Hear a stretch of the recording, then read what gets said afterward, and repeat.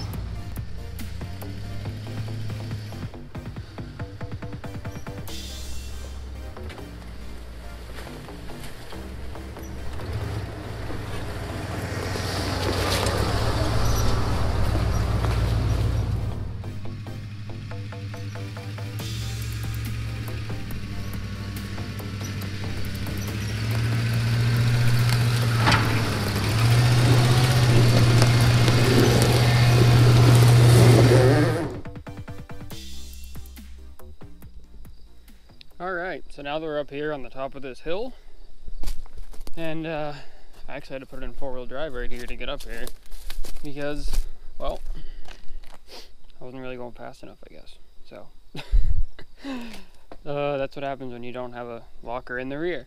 Anyway, this is actually pretty steep also. It's not going to look good on the camera, but yeah. Alright, so we're going to go ahead and take our questions from Instagram here and start answering some of them. So, alright, so the first question comes from Milk Bustington on Instagram, and his question is, how did you come up with your YouTube name?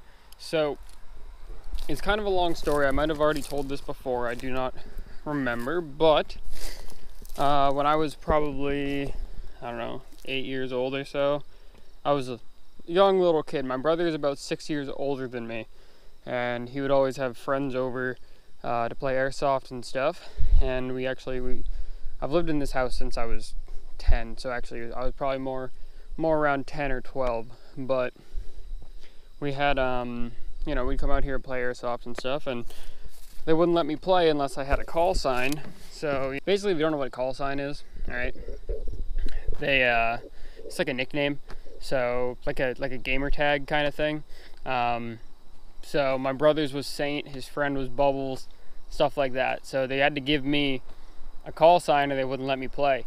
So they were thinking for a little bit, and they ended up coming up with BearBait because I was the smallest one out of the group, and they were going to use me for BearBait. So yeah, that's how the whole YouTube name came about. The 01 on the end of my name is from Dukes Hazzard, the big 01. So yeah, that's how the YouTube name came about. It was first my Xbox gamer tag and stuff like that. Grant_50 asks, have you done any engine performance wise to your truck? And no, I have not. This truck actually, now keep in mind the miles on this truck are a little bit off because of the tire size, but you can see it has 67,000 miles on it. So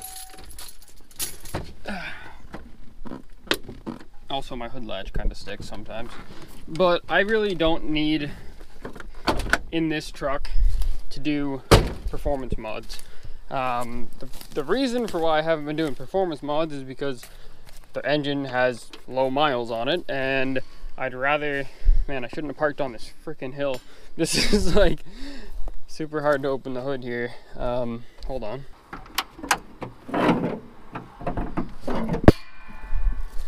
Basically, this truck is not meant to go fast. It doesn't go fast. This truck rarely goes on the highway, and if it is on the highway, it's going 55 miles an hour, 60 tops. So I really have absolutely no desire or need to start doing engine mods or anything like that, because I just really don't need any extra power, and I really don't want to start fucking with a low miles motor, you know what I mean? So I'd really rather just have the reliability of it. So there's no real incentive for me to start doing any kind of engine mods at all. It's just not something that this truck isn't built to go fast. It's not built to have, you know, speed as a thing. So yeah, no engine mods, and there probably never will be any engine mods until this engine blows up. But these are known to go for many hundred thousands of miles, so it should be a very long time before anything new gets dropped into there. Alright, so Diesel Trucks page asked, if you could choose any truck to drive for the rest of your life, what would it be? So, any truck to have for the rest of my life, I've answered this in a couple of Q&As before, but it'd have to be a new F350 or an old body style F350 with a 7.3 in it. That's really the only two trucks that I really want. Maybe like, I don't know, like an older one too, like a bullnose, or those are cool, but an old body style F350 or a brand new F350. None of the stuff in between really interests me a whole lot, unless they've, you know, had a whole bunch of mods and stuff done to them. So either a brand new one or an old one like mine. All right, so that old red F250, and I'm looking at this, I asked these questions 6 days ago, so sorry for the delay, but when is window tint coming? It's one of the best things that he's done to his truck. So you guys remember, hey, look, a little mailman down there and a semi truck. You guys know that I was thinking about doing window tint on this truck. I still am thinking about doing window tint on this truck. Basically, I need to find a place that is, well, that they do good work and that are local, because this truck is not a highway vehicle. These tires are just, you know, they're for putting around town and going through mud, basically. They're not for highway use at all. Like, they're DOT approved, but they really shouldn't be. So, yeah, probably I need to find a place that's close, a place that has good reviews. I honestly haven't been looking too much into it, because you guys know that I was going to be doing a whole bunch of stuff to the truck, exhaust, whatever else, and then we had that freaking tire situation. And Maxxis 4-Wheel Parts actually has never given me a refund for that. I went and bought a new tire. 4-Wheel Parts has not refunded me yet, and I've called them at least 3 times about refunding me. And they're like, oh yeah, we'll call you back, and they never have. So they still have my money 4 months later. So they're basically refusing to give it to me at this point. But mods and stuff will resume as soon as I get the money back from those fuckers, because, yeah. They owe me money, and I want to use that money to do the other stuff. So that's when window tint, exhaust. Brian Knight 2910 asks, what tires and lift? So these are Maxxis Creepy Crawlers. They're 38 by 13 on a 15-inch rim. The rims are fuel revolvers. They have a negative 43 offset, so that's what pushes them back so much. Yeah, that's basically, these are bias plies, by the way. Never buy a fucking bias ply for the street. I've learned my lesson on that. Anyway, the lift that I have a 6-inch FabTech lift with rough country springs. So basically the drop brackets are all FabTech, because I had to redo the lift when I bought it, because, well, it was you know, leaf springs started snapping and stuff. So it has rough country leaf springs, rough country coil springs, FabTech shocks in the front, rough country shocks in the rear, and all the drop brackets are from FabTech, not the rough country ones. Not that it really makes a difference, but and then on top of that 6-inch kind of pieced together kit, which really isn't pieced together, it's all rough country except for those freaking brackets that drop the TTB down. I have a 3-inch body lift. So a lot of people don't like body lifts, but it is what you have to do on these trucks unless you want to, well, basically start swapping axles, start swapping leaf springs in order to get yourself to a 37 or a 38-inch tire. You can fit a 37 on a 6-inch lift, but they're pretty stuffed. So I did the 3-inch body lift, got the 38s fitting pretty comfortably underneath there. I haven't had any issues with the body lift. It's been on there for about a year, except for, well, I do kind of hit on this side. When I'm turning right and hitting a bump, that rubs pretty bad right on this side of this corner here. But other than that, 6-inch lift, 3-inch body lift. So it's a 9-inch total. Also, when I did that, you have to raise your bumpers and stuff up. So I know I'll get questions on that, how I mounted the bumper, making it sit level. You guys can go back and watch the video. I welded a plate up there. So, all right, so those are all the questions that we got from Instagram. Now we're gonna go over to Snapchat. I don't do the shout outs for Snapchat just because I don't think that, well, if it was me, I wouldn't want my Snapchat all over the place, even though I do have it on the screen in the video, but that's not my personal Snapchat. That's my YouTube Snapchat. So I don't shout out people's personal Snapchats. I just figured that you wouldn't want people adding you that you don't know. So anyway, Tyler asks, what brand dirt bike would you ride besides KTM?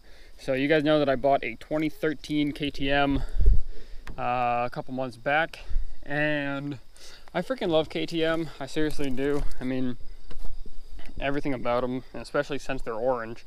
But if I didn't have a KTM, I was also looking at Hondas, either KTM or Honda.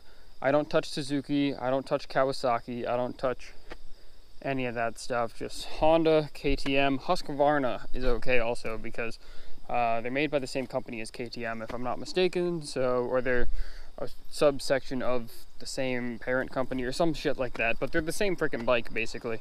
So Husqvarna, Honda, or KTM would be the only 3 bikes that I would ever really consider buying.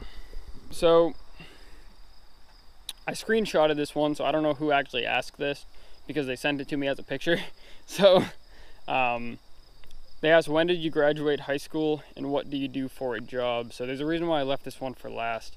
I graduated high school in 2016, so I've been out of high school for over 2 years now. I guess that's pretty much when I graduated. I didn't go to college after high school. I went to college for about 1 semester, and then I started, you know, thinking that, see, I was going to college for auto tech, and entry-level positions for auto tech were, well, they're actually currently making, not even just entry-level, and then even like multiple years in to doing an auto tech job, I make more than that at the job that I was doing, that I got when I got out of high school. So it really didn't make any sense for me to go racking up all this debt. It was a community college, so I would have only been $25,000 in debt after a 2-year program. But it just really wasn't something. I don't like to be in debt. I'd like to save up and buy stuff.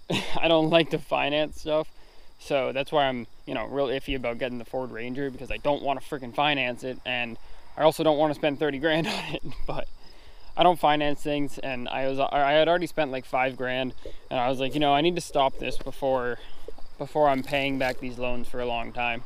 So I dropped out of college after 1 semester. I didn't finish the semester either. I just stopped showing up because I didn't, you know, I'm not going to bother finishing it if I'm not going to keep continuing it. So I just dropped out and went back to work before the semester had even ended in college. So and I've been working that job for about 3 years now, because when I got out of high school, that's 2 years, and then another year during college. That year of college that I didn't complete, that's that. I'm not going to tell you guys exactly where I work because, well, I don't think you guys really have a need to know. It's just kind of something that I keep to myself, so yeah. It's nothing crazy though. A lot of people think I'm a drug dealer.